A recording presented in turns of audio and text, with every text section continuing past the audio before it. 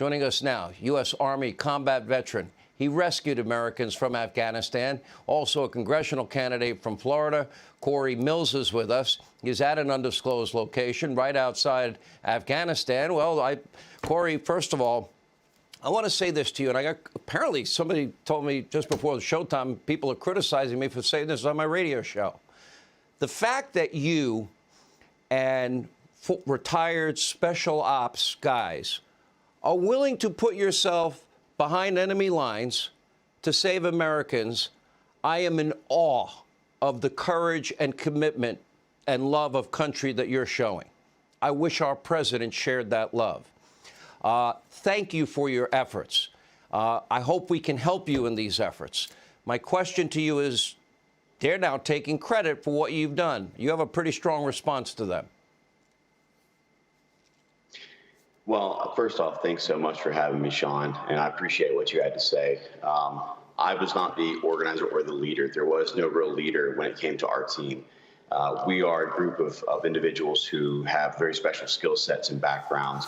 I was honored to be a member of that team to help with facilitating and coordinating some of the operations that went on in order to save this family. But you're exactly right, Sean.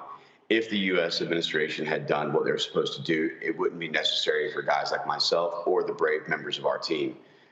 We've got guys on our team who speak 5 languages. We've got guys who spent decades in special operations. And, fortunately, we were able to rescue this mother and her 3 children.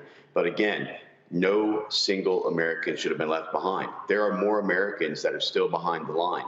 Now, we found some great coordination when it came to the local U.S. State Department that was in the country that we were actually getting them out. But when it came to D.C., taking full credit, it's just untrue. So tell me about, to the extent you can, and I know of things that I really don't want to talk about, the American people will learn about heroism at a level that will inspire them. I can say that.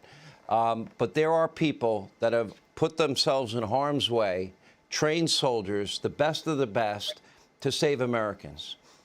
How do we possibly save, if Darrell Issa is right, 500 fellow Americans? How do we do that? Well, Sean, I'll tell you that, we have quite a few that we've compiled on our list. We know that there's other teams that are trying to execute some of the same things that we're doing. My understanding is even Glenn Beck, who, a great American, he's also tried to get over 100 people. The 6 planes that were at Mazar-e-Sharif, they were fully manifested. So there is zero doubt that there are hundreds of Americans still behind the line that still need our help. And again, no one left behind. Okay, what about the State Department obstruction of this rescue flights from Afghanistan?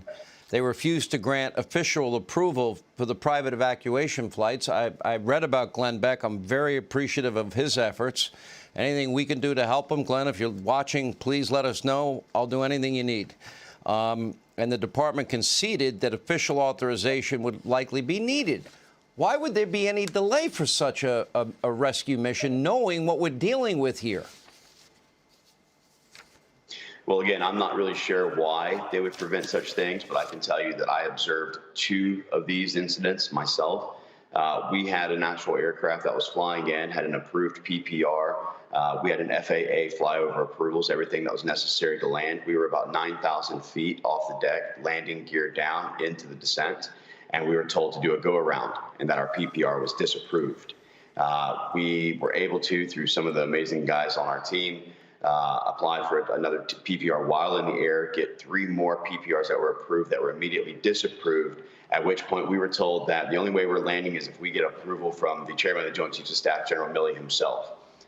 We had circled for about 15 minutes in the pattern. I asked the pilot to land. The pilot basically radioed in that he was going to land. And at that stage, that's whenever they said, if you land, we will take your pilot's license, we'll take your aircraft certificate, and even had an F-16 up in the air at the time. So that was one of the incidents that, that aircraft itself could have held 25 Americans.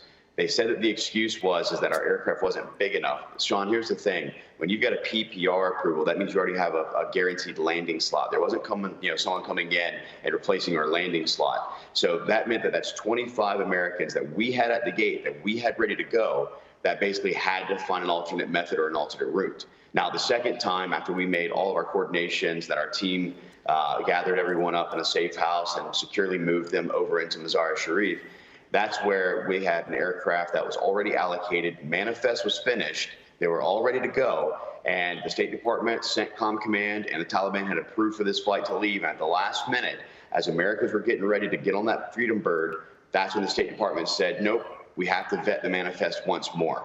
And that flight was canceled, and since then, they haven't had a flight that's gone out. It's unbelievable. I think most Americans listening cannot believe what they're hearing. I can't believe it, but I do, sadly. Corey, Godspeed in your efforts. If we can help you in any way or reach out to our audience to offer you help, if you have any information to pass on, will you please do that? Yes, absolutely, Sean. And I can say that there are a lot of Americans that are still left behind. The members of our team are still actually being active and trying to support that. We're all volunteers. We're all here at our own dimes and trying to do what we can. So I'd love to try and come back to you and post something about our foundation so that we can try and get more help to get these people out. Thank you, Corey. Appreciate all your efforts. Godspeed in what you're doing.